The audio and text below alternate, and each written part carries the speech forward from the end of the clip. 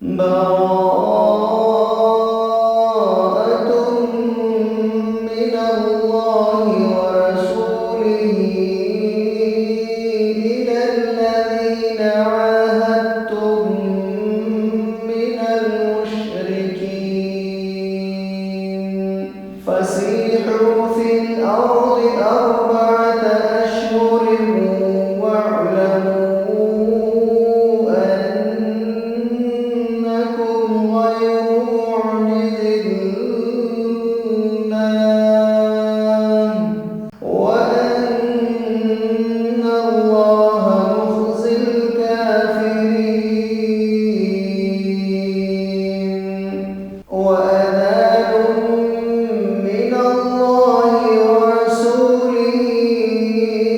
إلى الناس يوم الحج الأكبر أن الله يوم الحج الأكبر أن الله بريء من المشركين ورسوله فإن تبتم فهو خير لكم وإن توليتم فاعلموا أنكم غير معجز الله وبشر الذين كفروا بعذاب أليم إلا الذين عاهدتم من المشركين ثم لم ينقصوكم شيئا ولم يظاهروا عليكم أحدا فأتموا إليهم عهدهم إلى مدتهم إن الله يحب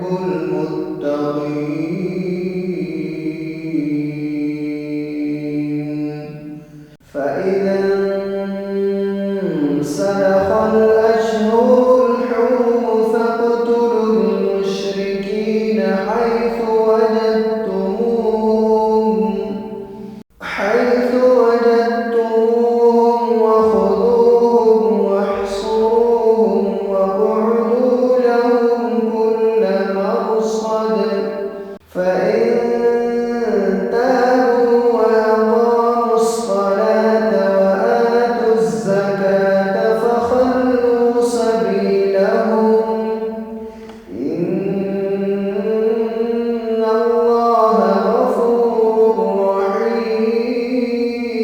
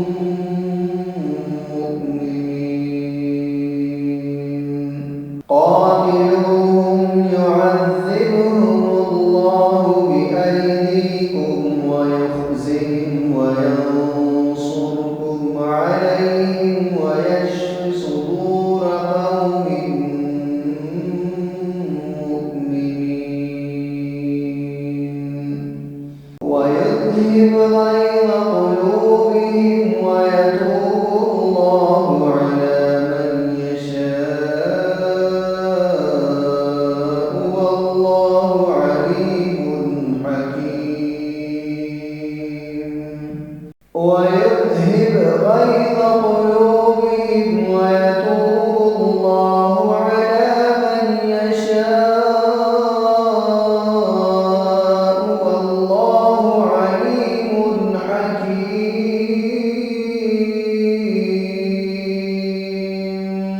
أم حسبتم أن تتركوا ولما يعلم الله الذين جاهدوا منكم ولم يتخذوا من دون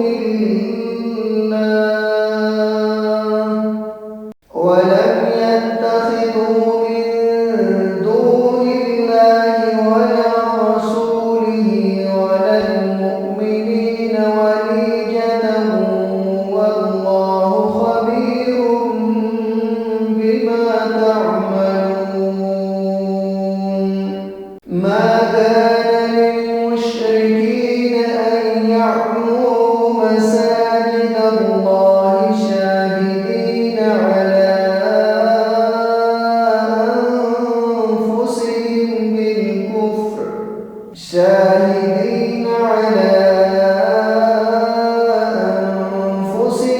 بالكفر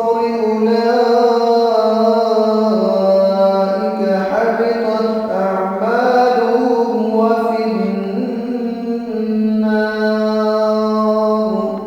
أولئك حبطت أعمالهم وفي النار هم خالدون.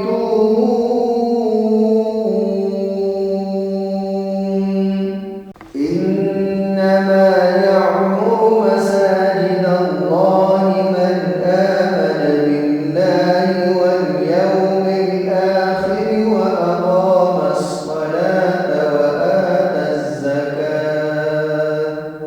ولم يخش إلا الله فعسى أولئك أن يكونوا من المهتدين.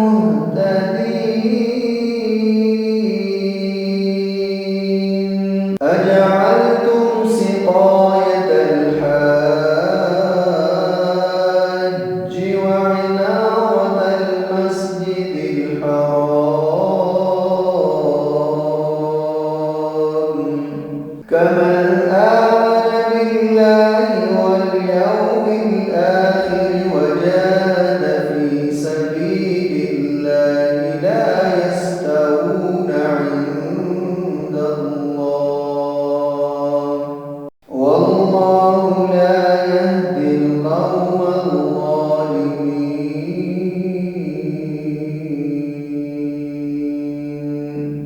الذين آمنوا وهاجروا وجاهدوا في سبيل الله بأموالهم وأنفسهم أعظم درجة عند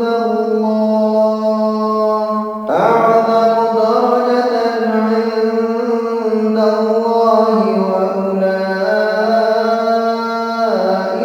هم الفائزون.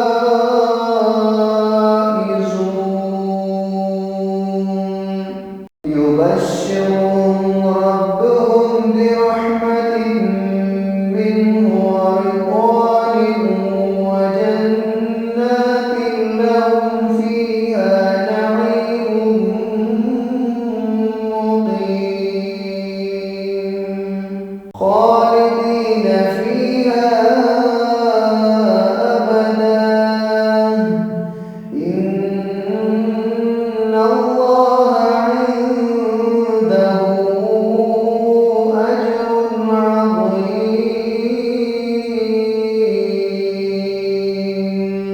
يا أيها الذين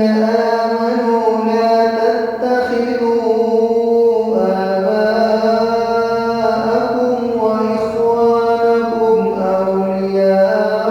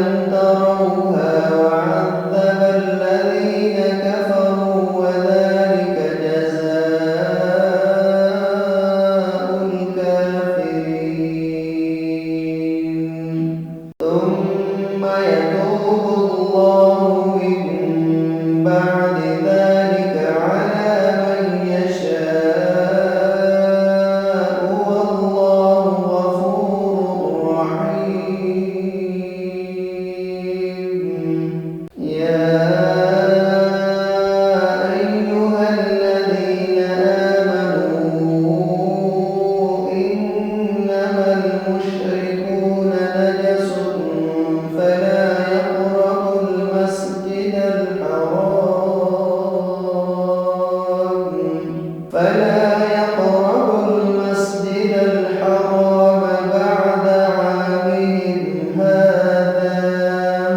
وإن خفتم عيلة فسوف يغنيكم الله من فضله إن شاء إن الله عليم حكيم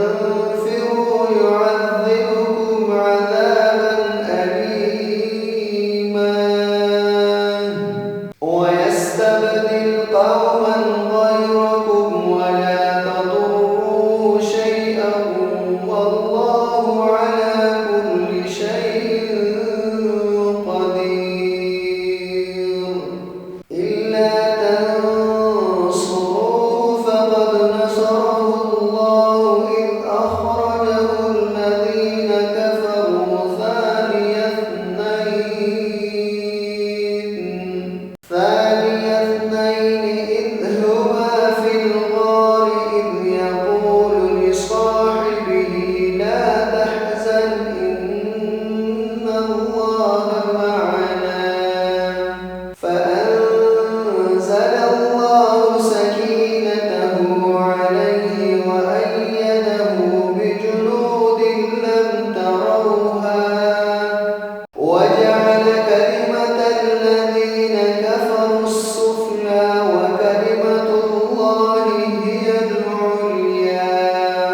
والله عزيز حكيم انفروا خفافا وثقالا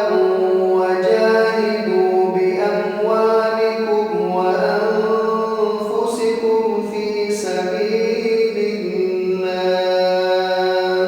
ذلكم خير لكم إن كنتم تعلمون لو كان عرضا قريبا وسفرا قاصدا لاتبعوك ولكن بعدت عليهم الشقة وسيحلفون بالله لو استطعنا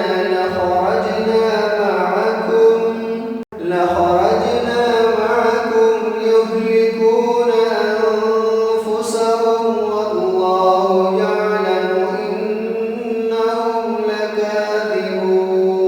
لكاذبون عفى الله عنك لم أذنت لهم حتى يتبين لك الذين صدقوا وتعلم الكاذبين لا يستأذنك الذين يؤمنون بالله واليوم الآخر أن يجاهدوا بأموالهم وأنفسهم والله عليم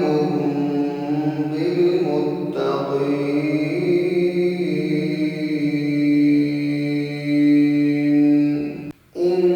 إنما يستأذنك الذين لا يؤمنون بالله واليوم الآخر وارتابت قلوبهم فهم في ريبهم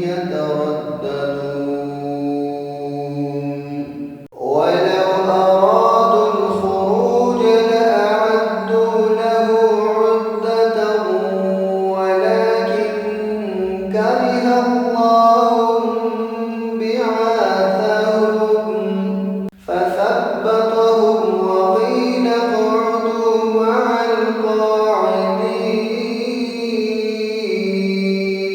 القاعدين ولكن كره الله بعاثهم فثبطهم وقيل اقعدوا مع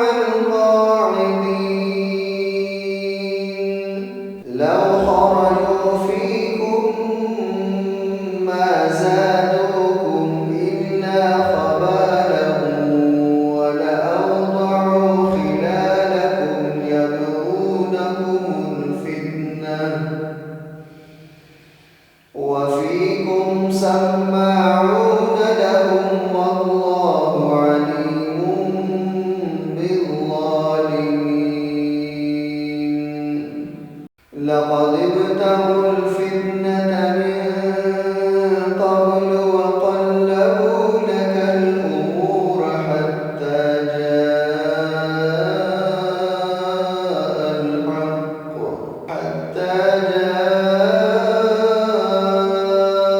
الحق وظهر أمر الله وهم كارهون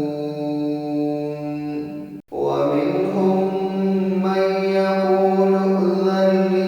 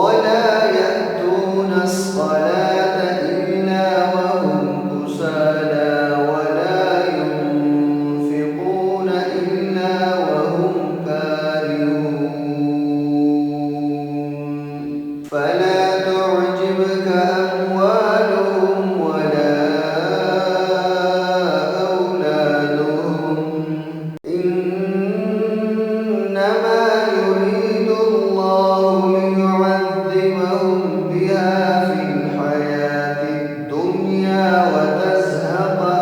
أنفسهم وهم كافرون ويحلفون بالله إنهم لمنكم وما هم منكم ولكنهم قوم يفرحون لو يجدون ملجأ أو مغارات أو مدخلا لولوا إليه وهم يجمحون ومنهم من يلمزك في الصدقات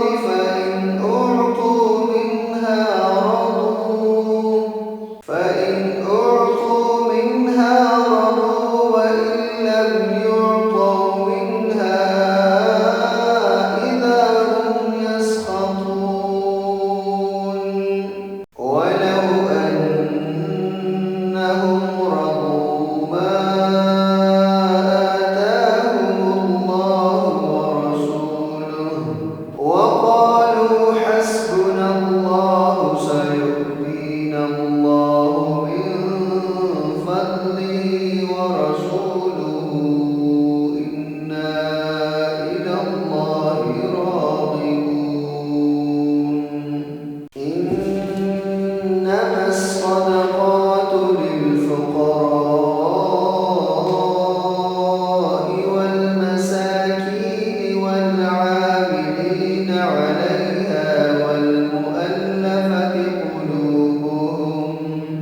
وفي الرقاب والغارمين وفي سبيل الله وابن السبيل فريضة من الله والله عليم حكيم ومنهم الذين يؤتون النبي ويقولون هو أذن قل أذن خير لكم يؤمن بالله ويؤمن للمؤمنين ورحمة للذين آمنوا منكم والذين يؤذون رسول الله لهم عذاب أليم يحلفون بالله لهم ليرضوكم والله ورسوله أحق أن يرضوه إن كانوا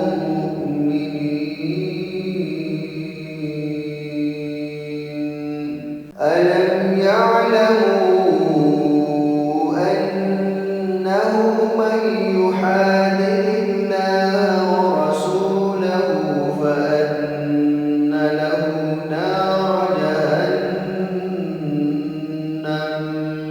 فأن له نار جهنم خالدا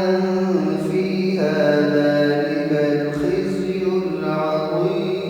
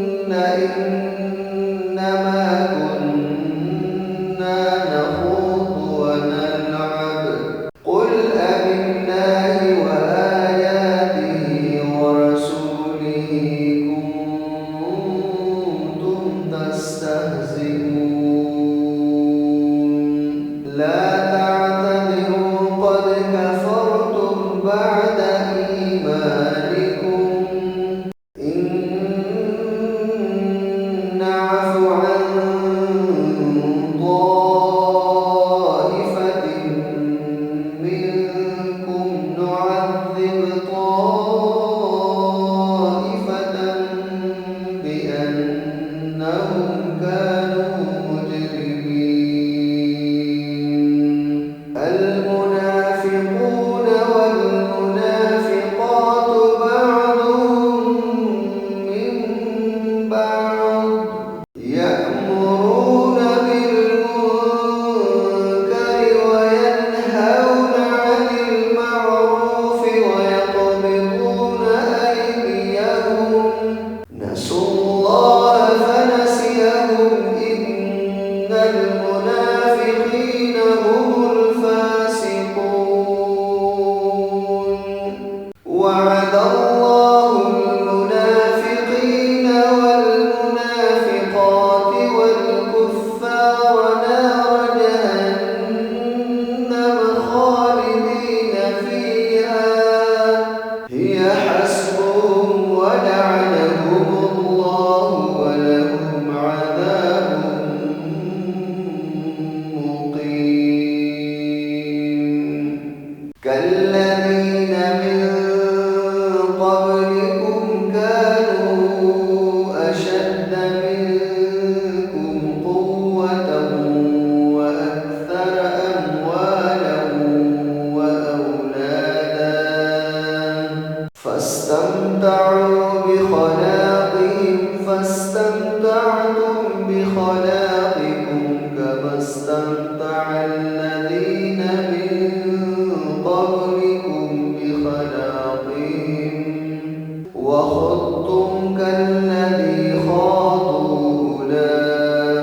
أولئك حبطت أعمالهم في الدنيا والآخرة وأولئك هم الخاسرون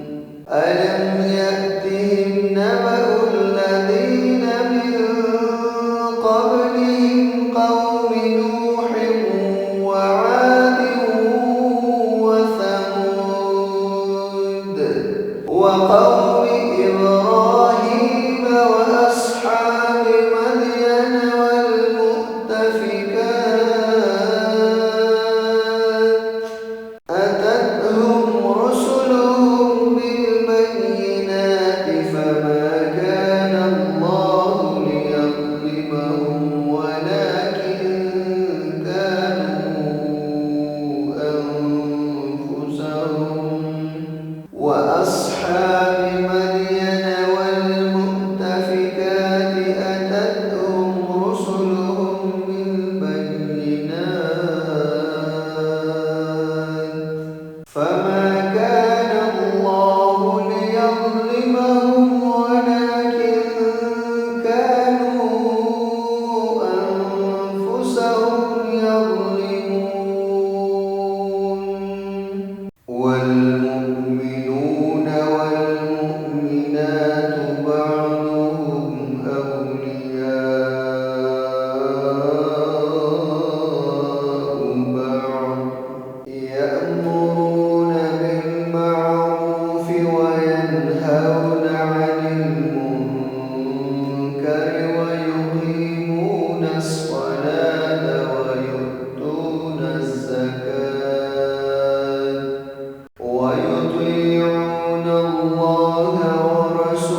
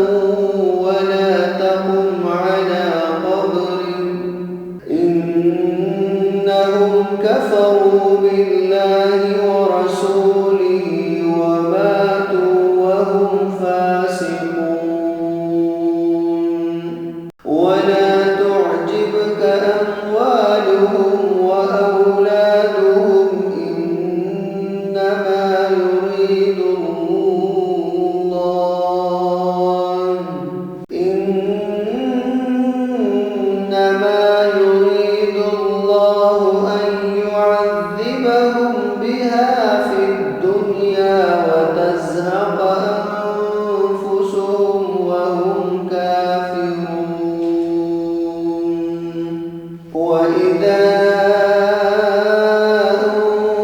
أنزلت سورة أن آمنوا بالله وجاهدوا مع رسوله استأذنك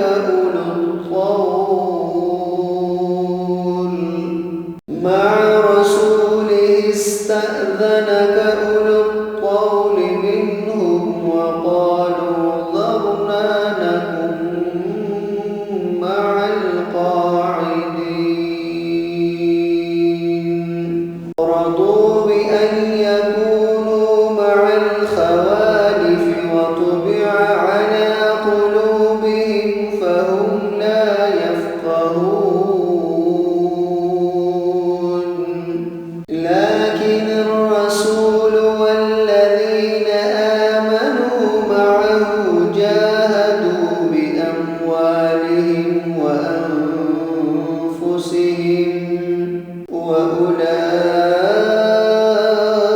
وأولئك لهم الخيرات وأولئك هم المفلحون أعد الله لهم جنات تجري من تحتها الأنهار خالدين فيها ذلك الفوز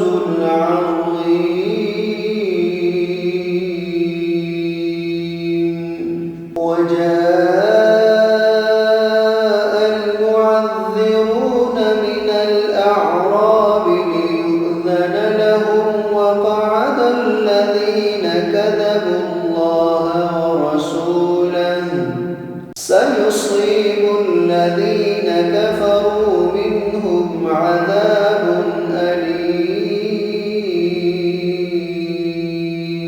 أليم ليس على الضعفاء ولا على المرضى ولا على الذين لا يجدون ما ينفقون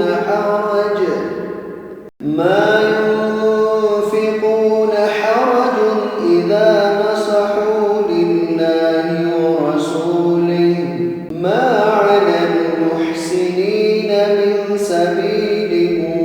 والله غفور رحيم ولا على الذين إذا ما أتوك لتحملهم قلت لا أجد ما أحملكم عليه تولوا وأعينهم تفيض من الدمع حزنا ألا يجدوا ما ينفقون إنما السبيل على الذين يستأذنونك وهم أغنياء رضوا بأن يكونوا مع الخوالف وطبع الله على قلوبهم فهم لا يعلمون يعتذرون إليكم إذا رجعتم إليهم قل لا تعتذروا لن نؤمن لكم قد نبأنا الله من أخباركم وسيرى الله عملكم ورسوله ثم تردون إلى عالم الغيب والشهادة فينبئكم بما كنتم تعملون سيحلفون بالله لكم إذا انقلبتم إليهم لتعرضوا عنهم فأعرضوا عنهم إنهم رجس ومأواهم جهنم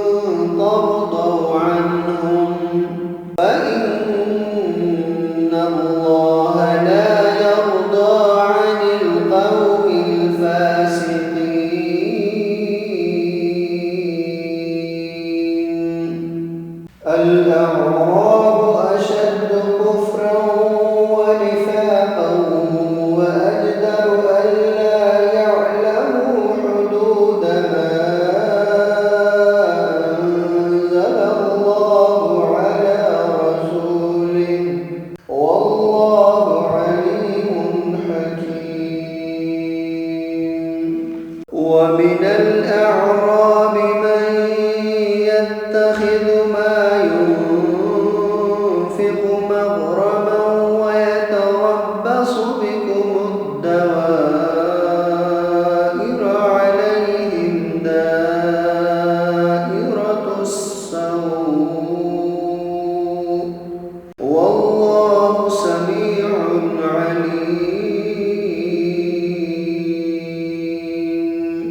ومن الأعراب من يؤمن بالله واليوم الآخر ويتخذ ما ينفق قربات عند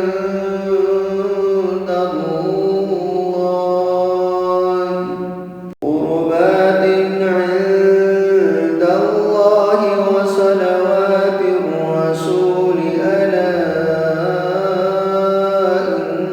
إنها قربة لهم سيدخلهم الله في رحمته إن الله غفور رحيم. والسابقون الأولون من المهاجرين والأنصار والذين اتبعوهم بإحسان رضي الله عنهم ورضوا عنه وأعد لهم جنات تجري تحتها الأنهار خالدين فيها أبدا ذلك الفوز العظيم. وممن حولكم من الأعراب منافقون ومن أهل المدينة مردوا على النفاق لا تعلمهم نحن نعلمهم ومن أهل المدينة مردوا على النفاق لا تعلمهم نحن نعلمهم سنعذبهم مرتين ثم يردون إلى عذاب عظيم.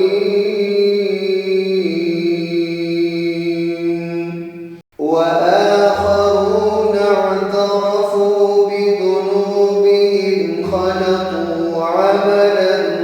صالحا وآخر سيئا عسى الله أن يتوب عليهم إن الله غفور رحيم. خذ من أموالهم صدقة تطهرهم وتزكيهم بها وصل عليهم إن صلاتك سكن لهم والله سميع عليم.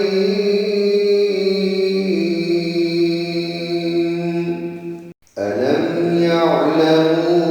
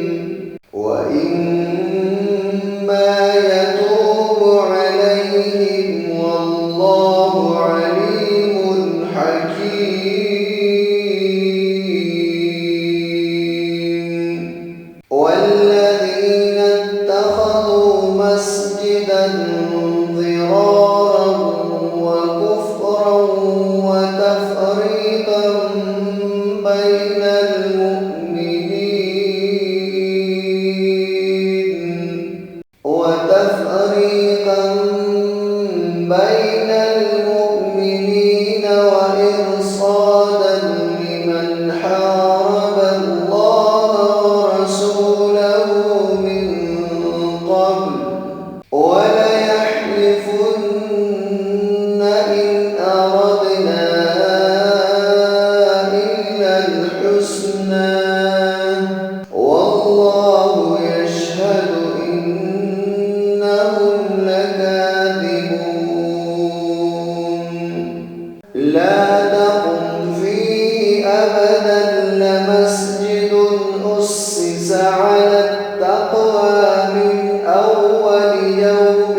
أحق أن تقوم فيه رجال يحبون أن يتطهروا والله يحب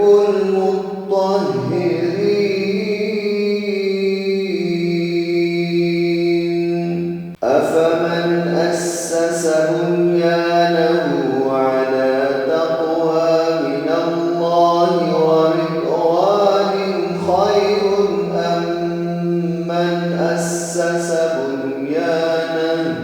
أم من أسس بنيانه على شفا جرف هار فانهار به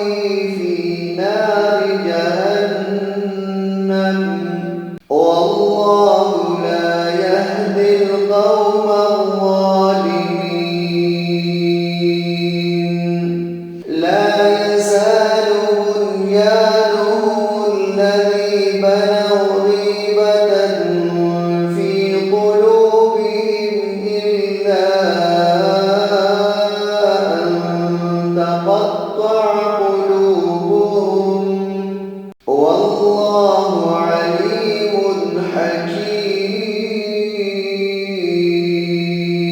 حكيم إن الله اشترى من المؤمنين أنفسهم وأموالهم بأن لهم الجنة يقاتلون في سبيل الله فيقتلون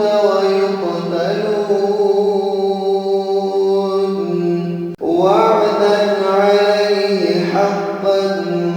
في التوراة والإنجيل والقرآن ومن أوفى بعهده من الله فاستبشروا ببيعكم الذي بايعتم به وذلك هو الفوز العظيم التائبون العابدون الحامدون السائحون الراكعون الساجدون الآمرون بالمعروف والناهون عن المنكر والحافظون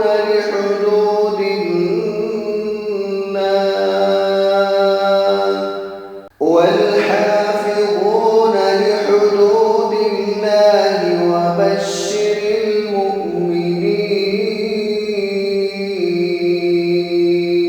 المؤمنين ما كان للنبي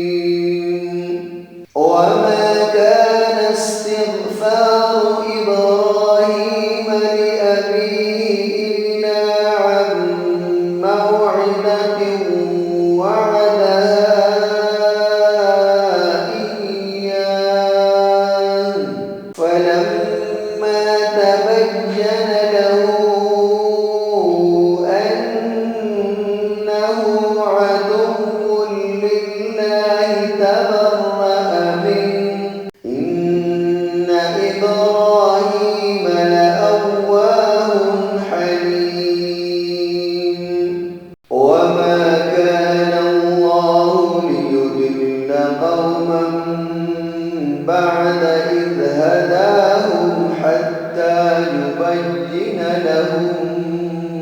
ما يتقون إن الله بكل شيء عليم إن الله له ملك السماوات والأرض يحيي ويميت وما لكم من دون الله من ولي ولا نصير لقد تاب الله على النبي والمهاجرين والأنصار الذين اتبعوه في ساعة العسرة من بعد ما كاد يزيغ قلوب فريق منهم ثم تاب عليهم إنه بهم رءوف رحيم وعلى الثلاثة الذين خلفوا حتى إذا ضاقت عليهم الأرض بما رحبت وضاقت عليهم أنفسهم وظنوا أن لا ملجأ من الله إلا إليه ثم تاب عليهم ليتوبوا إن الله هو التواب الرحيم يا أيها الذين آمنوا اتقوا الله وكونوا مع الصادقين ما كان لأهل المدينة ومن حولهم من الأعراب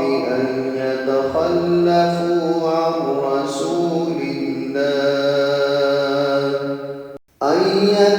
يتخلفوا عن رسول الله ولا يرغبوا بأنفسهم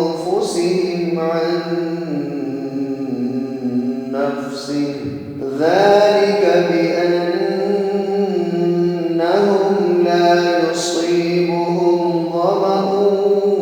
ولا نصب ولا مخمصة في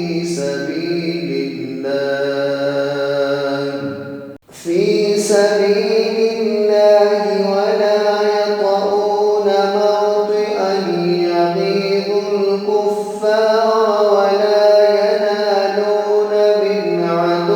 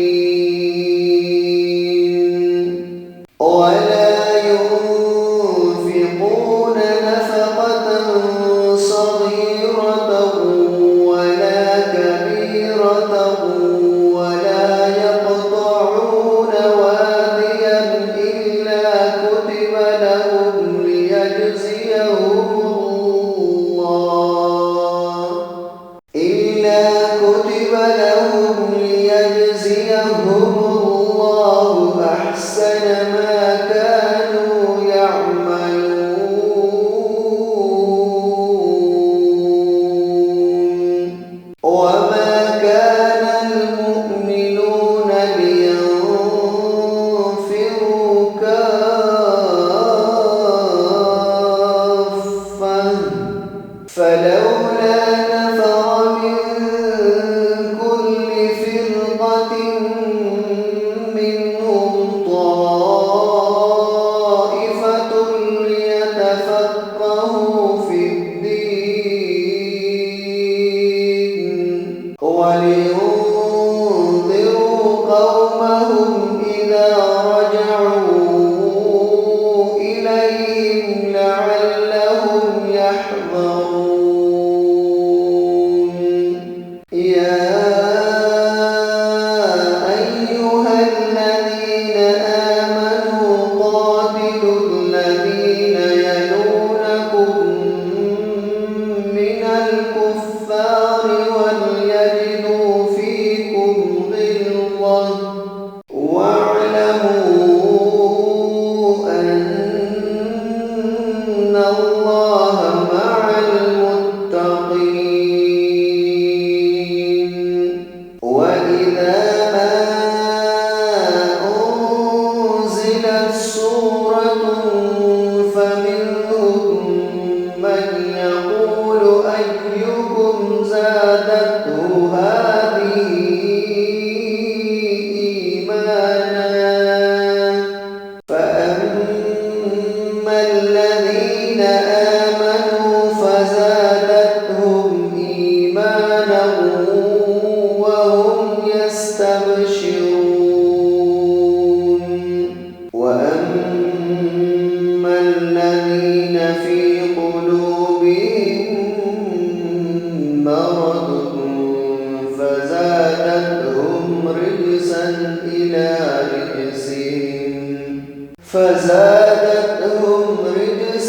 إلى رجسهم وماتوا وهم كافرون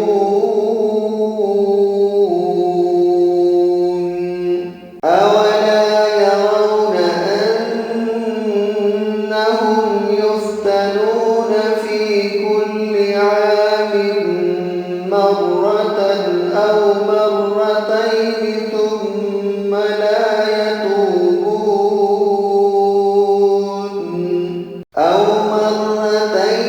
ثم لا يتوبون ولا هم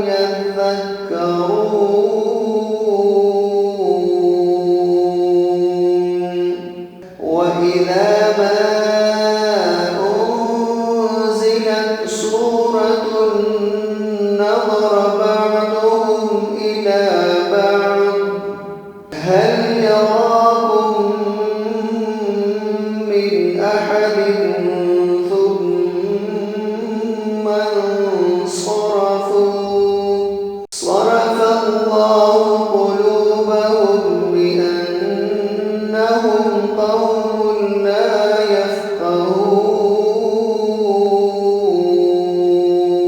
يفقهون لقد جاءكم رسول من أنفسكم عزيز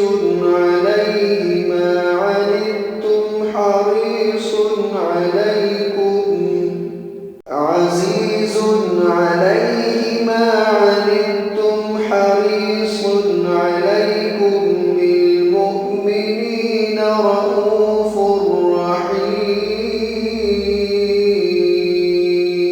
رحيم فإن تولوا فقل حسبي الله لا إله إلا هو لا